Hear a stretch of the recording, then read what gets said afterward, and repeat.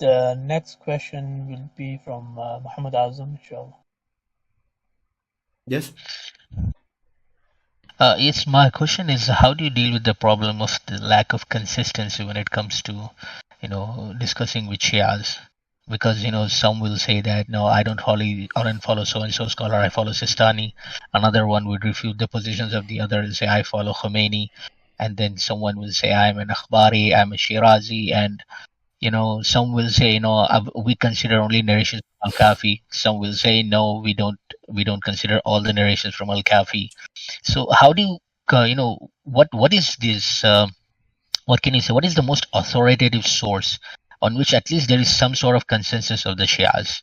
Because I Okay. frankly get tired of every single one of them. If you show them a clip of one of their scholars or Zakir, they'll say that that's not the one we follow, and some Yeah. other one will give a like a tacit what do you call denouncing of that. Oh, we don't believe that, but it's not exactly denouncing it properly.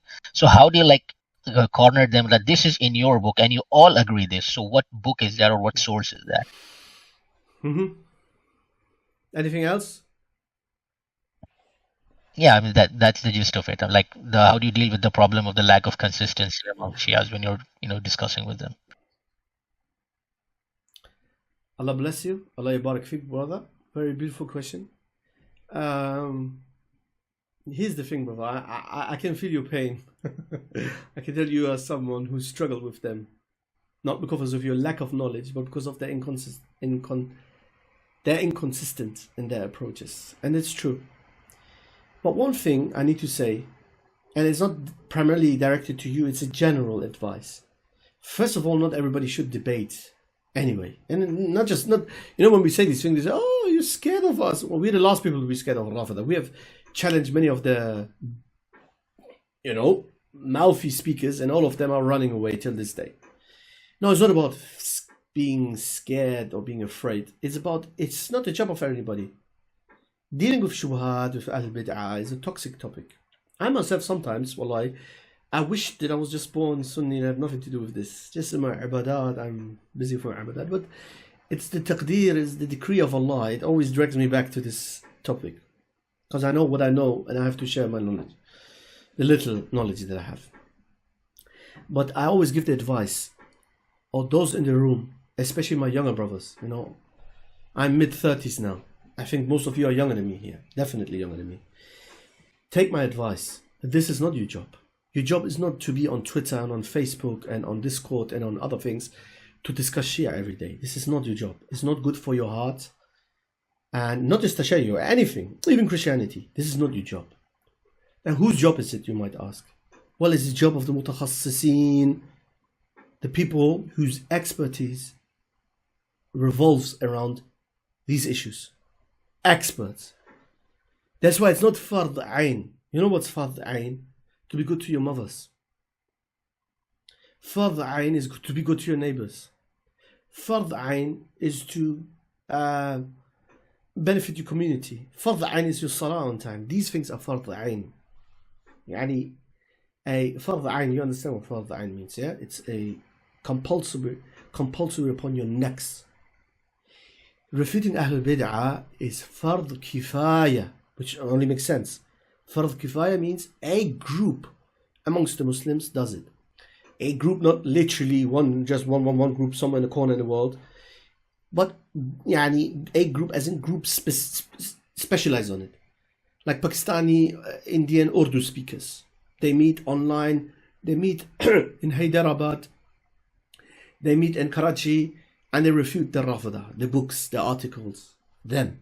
Someone in the Arab world, Iranian Sunnis, Afghan Sunnis, Albanian Sunnis, Bosnian Sunnis, Moroccan Sunnis, North Africans, Maghariba, Egypt, Yemen, Oman, Khalij, Indonesia, Thailand, the Philippines, and so on.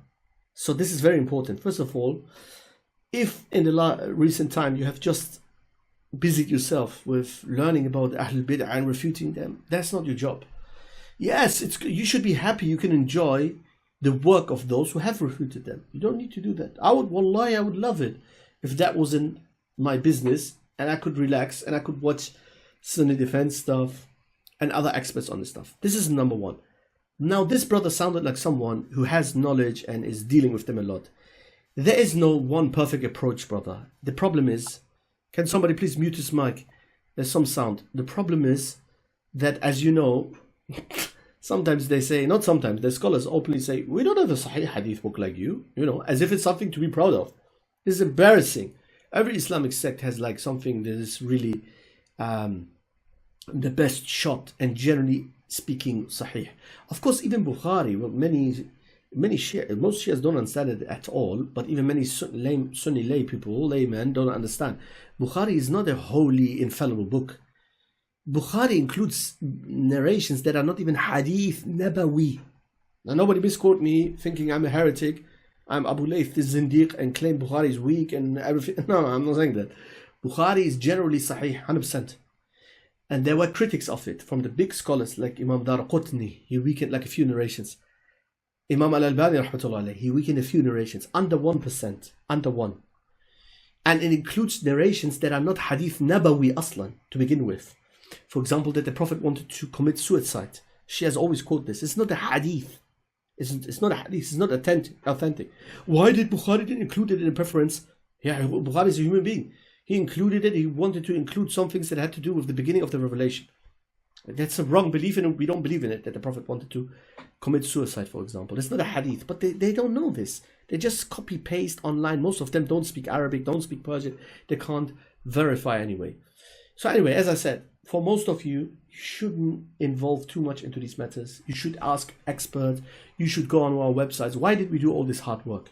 Why did we wrote thousands of articles, thousands of hours of work on websites like the Sunni Defense?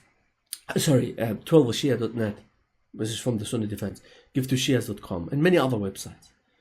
Why? It's for you. It's all prepared. It's like a meal that is already prepared, a healthy meal.